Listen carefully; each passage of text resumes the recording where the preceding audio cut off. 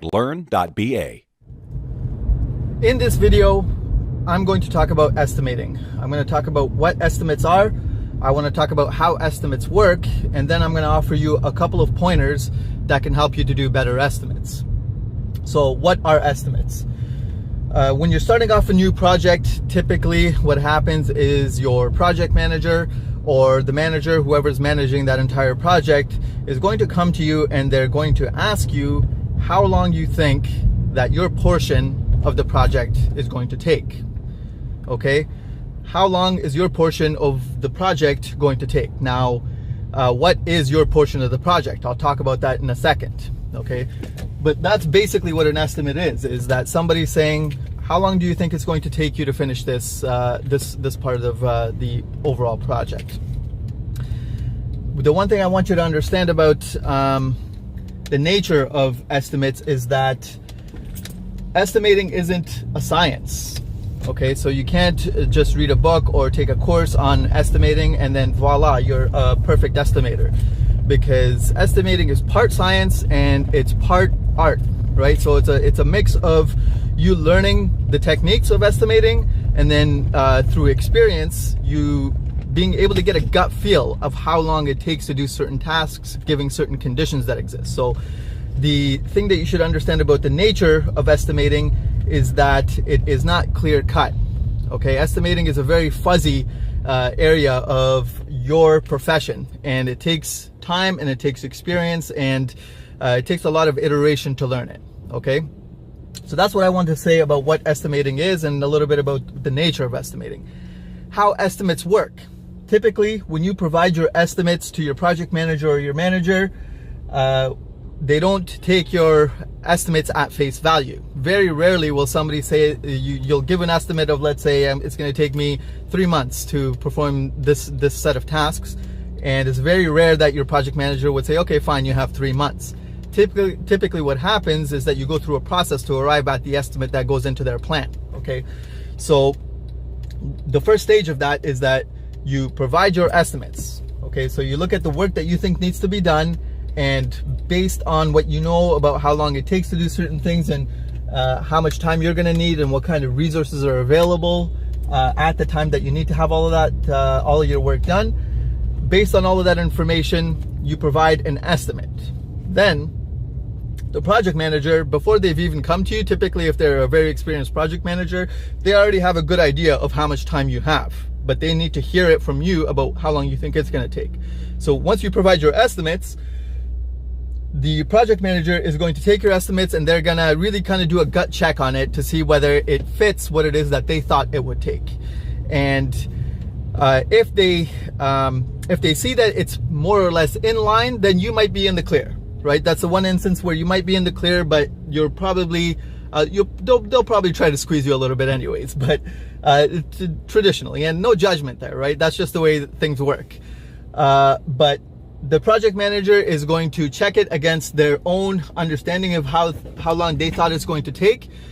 And if there's a lot of variation between what you've said and what they think it's going to take, then there's going to be the next stage of your estimating process, which is the challenging and refinement. So when you provide an estimate and it's completely out of line with what the project manager thought, they're going to say, well, tell me why you think it's going to take this long, because that's not the way that I see it, the way that I see it. And then what you have to do is you have to start to be able to defend your estimates. Okay, and the important thing here is that when you present your first set of estimates, there are certain things that you have to attach to it so that if you arrive at the second stage, that you have what you need to be able to defend your estimates. You need to be able to explain why you think it's going to take this long, or you need to be able to provide a list of items that you think are in scope. There's a lot of other things that are involved in the estimates, and I'll talk about those in another video.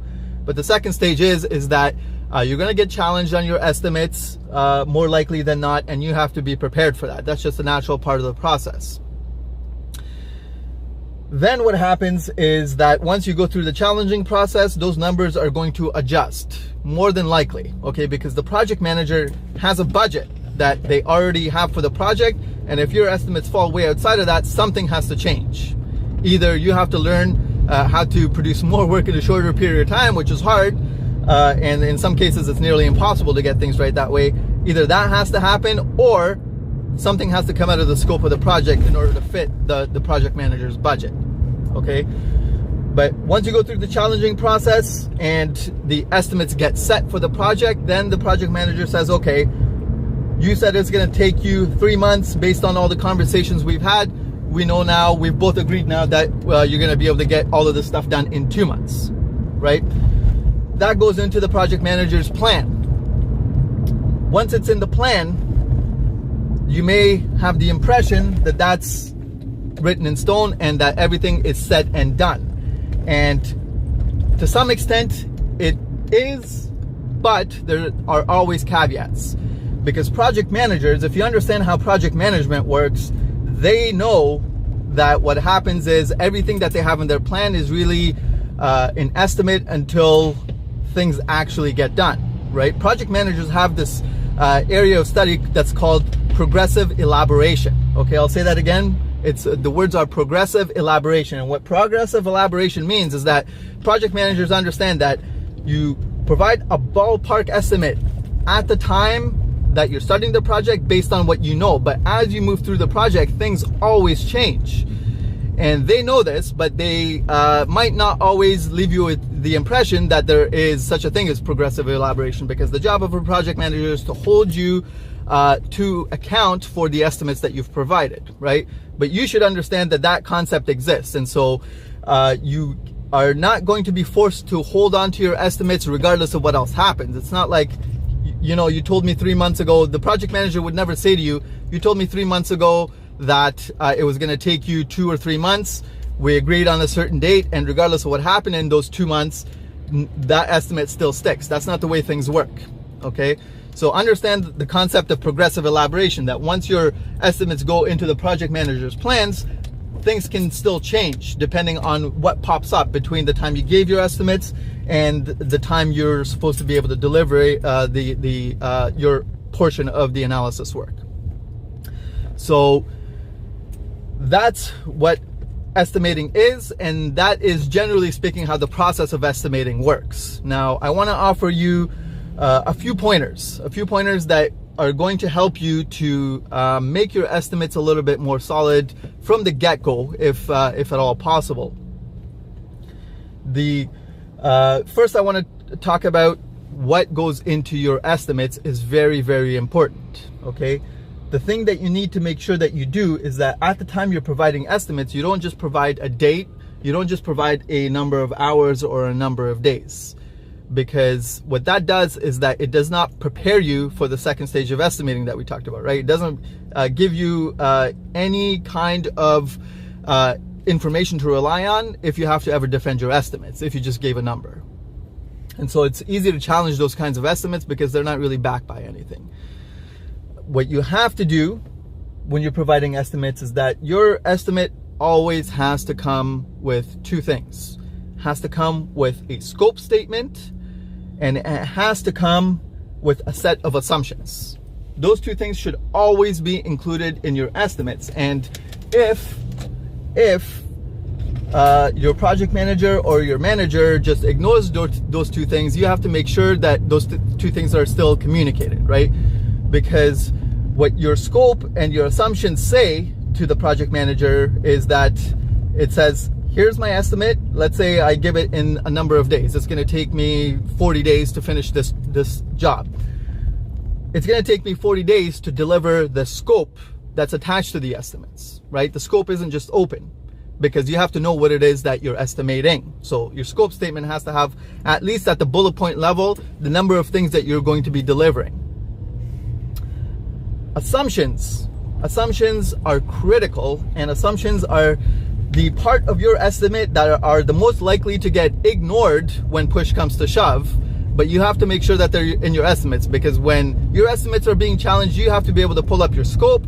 You have to be able to pull up your assumptions and say, okay, well, when I first estimated this, I estimated it based on this scope, but I also estimated assuming these things, right? I assumed that there are certain things that are going to be happening completely outside of the system, right? If your assumptions don't hold up, then that gives you the opportunity to readjust your estimates down the line. Okay?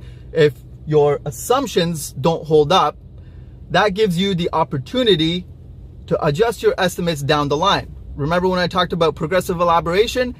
The project manager understands that that's how things work. And if you have your scope statement and you have your assumptions, you're ready to go into that conversation and say, listen, Mr. Project Manager, I know I said that it was going to take me 2 months. That was based on the assumption that a huge portion of the solution is going to be completely outside of the system. It's going to be handled by business processes and procedures. Now that we both know that that assumption has changed, it's no longer reasonable for us to still stick to that 2-month estimate that we talked about. And that type of a conversation goes way more smoothly than if you were to not take that approach. If you were to take the approach of just giving a number of days and a number of hours, and the project manager is not really looking at the scope statement or the assumptions, or you haven't really provided that stuff at all, push comes to shove, the conversation can become very tense because the project manager is holding you to account for something that's not reasonable, right? So that's what I wanted to say about estimating. If you want to learn more about business analysis, I would recommend that you go over to our website and check out our blog at learn.ba. There are many articles there that talk about the different issues of business analysis, and there isn't anything about estimating there just yet at this point when I'm releasing this video, but there will be in the future. So go and check out the blog. If you have any comments or any questions, leave them in the comments section and I'll try to address them as best I can. See you in the next video.